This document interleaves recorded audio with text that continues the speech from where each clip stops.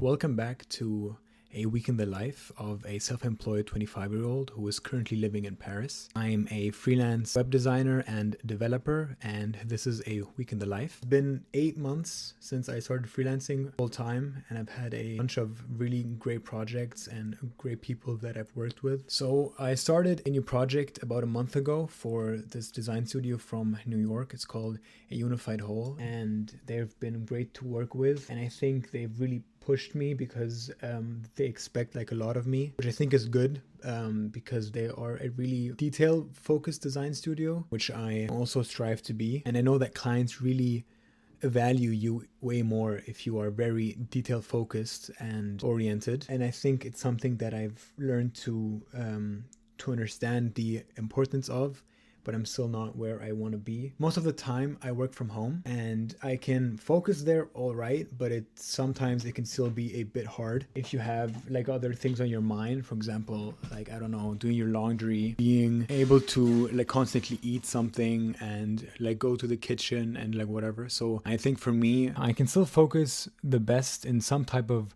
library or a quiet cafe, because for some reason the atmosphere and the kind of white noise in the background that you can hear is very soothing. When you see other people that are locked in as well, you immediately switch into that locked in state. So I've gotten way more into calisthenics recently, and here I'm doing some muscle ups, then some weighted pull-ups and some weighted dips. And I started to try to learn the handstand. I'm still not good, but I think it's mainly a balance thing and not so much a strength thing. And I think it's very important to have something outside of your work that you can focus on and where you can like also progress. The other thing I do for sports, like as you saw in the beginning, is just running and a lot of basketball. And I think it's really important to have something where you can kind of just shut off. And for me, this is definitely basketball. I think I'm gonna like never stop this. If you're just starting out as a freelancer and you want to get more projects, I think it's very important to focus on doing as much work as you can in your spare time, even if it is for free. And I know that sounds hard in the beginning because you want to get paid for your work, right?